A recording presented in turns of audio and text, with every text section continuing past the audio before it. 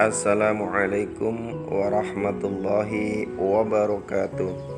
Alhamdulillahi rabbil alamin. Wassalatu wassalamu ala asrafil anbiya'i wal mursalin Sayyidina wa maulana Muhammadin wa ala alihi wa ashabihi ajma'in. Rabbi shrah li sadri wa yassir li amri wahlul 'uqdatam min lisani yafqahu qawli. Amma ba'du. Para pemirsa yang dirahmati Allah Subhanahu wa ta'ala, alhamdulillah, segala puji kita panjatkan kehadirat Allah Subhanahu wa ta'ala, karena atas limpahan rahmatnya lah, atas hidayahnya lah, atas takdirnya lah kita hari ini ditetapkan Allah dalam keadaan iman dan Islam, istiqamah dalam ketaatan, istiqamah di jalan takwa, mampu menjalankan semua perintahnya dan meninggalkan larangannya. Mudah-mudahan Allah senantiasa teguhkan iman kita ini ila yaumil akhir hidup kita, hingga kita diambil dalam keadaan yang husnul khotimah.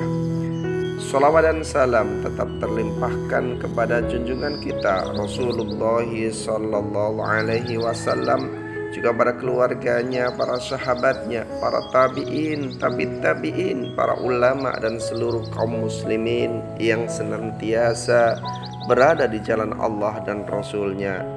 Para pemirsa yang dirahmati Allah Subhanahu wa ta'ala, alhamdulillah bertemu kembali dalam agenda ngabalis ngaji bareng Al-Kais.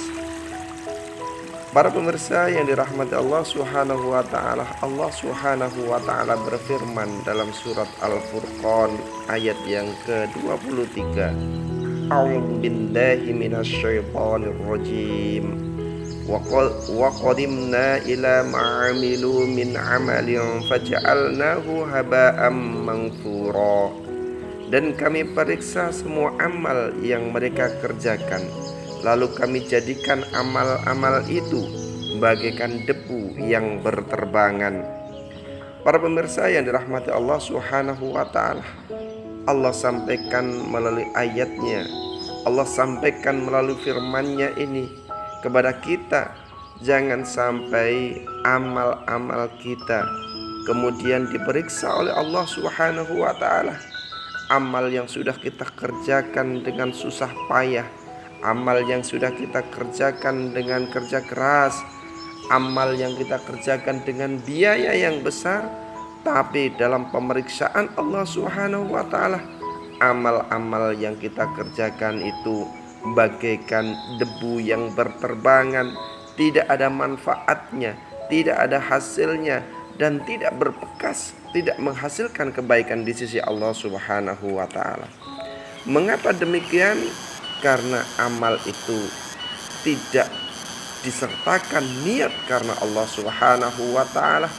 Amal itu ada sum'ah, ada riya, ada pamer di sana, yang ketika beramal ia mengharap ridho manusia.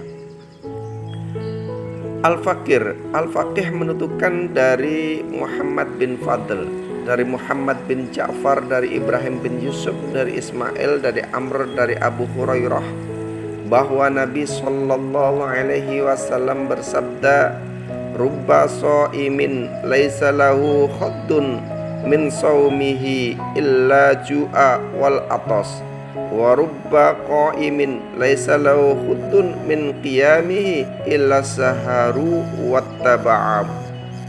Ada kalanya orang-orang yang berpuasa tidak memperoleh bagian apa-apa dari puasanya itu kecuali lapar dan dahaga. Terkadang ada pula orang yang mengerjakan sholat malam, tapi ia tidak memperoleh apa-apa dari sholat malamnya itu kecuali hanya bangun malam dan keletihan semata.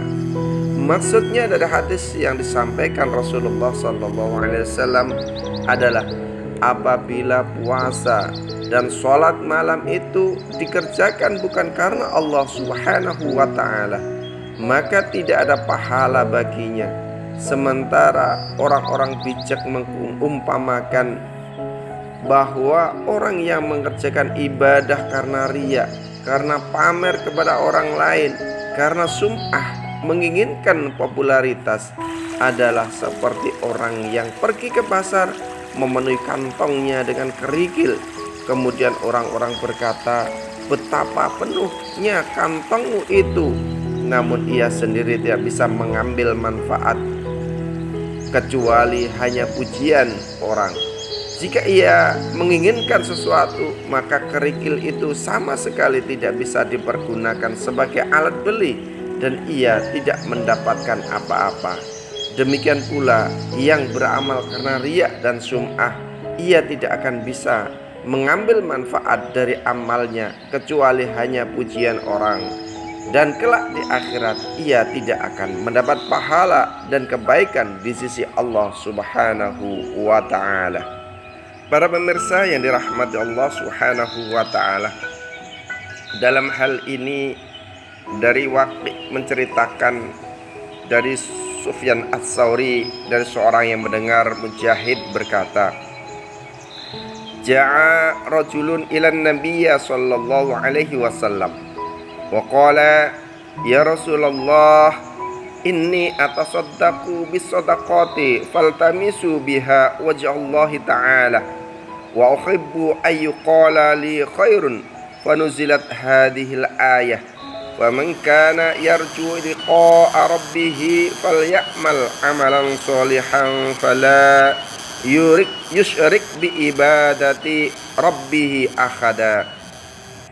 Ada seorang yang datang kepada baginda Nabi Muhammad sallallahu alaihi wasallam dan ia berkata, wahai Rasulullah, sungguhnya aku bersedekah dengan suatu sedekah, kemudian dengan sedekah itu pula di samping mengharapkan keridhaan Allah Subhanahu wa ta'ala, aku juga ingin dikatakan orang sebagai orang-orang yang baik kepada orang lain. Kemudian turunlah ayat dalam surat Al-Kahfi ayat yang ke-110 yang artinya, barang siapa mengharapkan perjumpaan dengan Tuhannya, maka hendaklah ia mengerjakan amal soleh dan jangan mempersekutukan suatu pun dalam ibadah kepada Allah Subhanahu wa ta'ala. Para pemirsa yang dirahmati Allah Subhanahu wa ta'ala, maksud dari hadis ini adalah barang siapa yang menginginkan pahala dari sisi Allah Subhanahu wa ta'ala, menginginkan ridha Allah Subhanahu wa ta'ala, menginginkan kebaikan dari Allah Subhanahu wa ta'ala, maka hendaklah ia mengerjakan amal soleh dengan ikhlas dan tidak mempersekutukan sesuatu pun dalam beribadah kepada Tuhannya. Maka seorang bijak mengatakan, barang siapa yang mengerjakan 7 hal tanpa dibarengi dengan 7 hal yang lain, maka apa yang ia kerjakan itu tidak akan bermanfaat.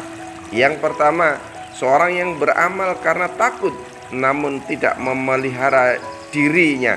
Ia mengatakan, saya takut akan siksaan Allah, tetapi ia tidak meninggalkan perbuatan yang dosa, maka ucapan itu sama sekali tidak bermanfaat baginya.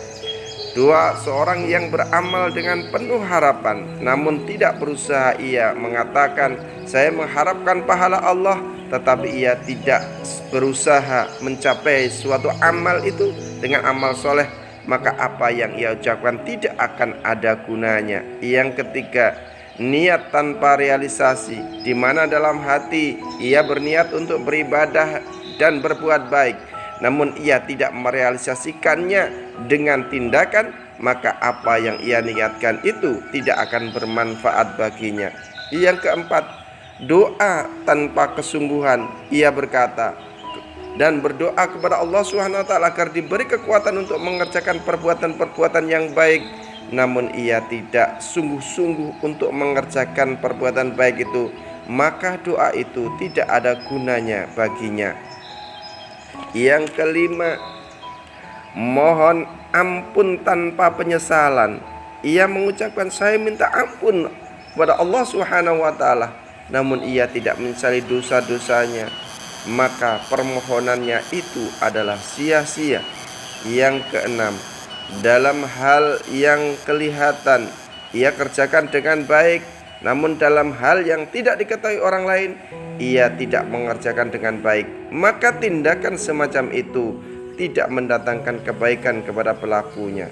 Yang ketujuh, seorang yang beramal dengan sungguh-sungguh tanpa ikhlas, maksudnya ia sungguh-sungguh dalam mengerjakan amal, namun amal itu, amal ibadahnya itu tidak ikhlas karena Allah Subhanahu wa taala. Karenanya amal-amal yang ia lakukan yang tidak ikhlas karena Allah itu tidak akan bermanfaat apa-apa bagi dirinya.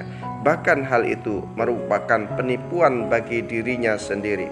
Para pemirsa yang dirahmati Allah Subhanahu wa taala, mungkin sedikit yang bisa kami sampaikan pada pagi hari ini, mudah-mudahan menjadi pencerahan sehingga amal-amal kita senantiasa mukhlis karena Allah, bukan karena mengharap pujian manusia, bukan karena mengharap ridho manusia, tapi semata-mata mengharap ridho Allah Subhanahu wa ta'ala, sehingga apa yang kita kerjakan dicatat Allah sebagai amal soleh yang akan memberi manfaat maslahat fid dunya wal akhirah. Demikian yang bisa kami sampaikan. Subhanakallahumma bihamdika asyhadu an la ilaha illa anta astaghfiruka wa atubu ilaik. Assalamualaikum warahmatullahi wabarakatuh.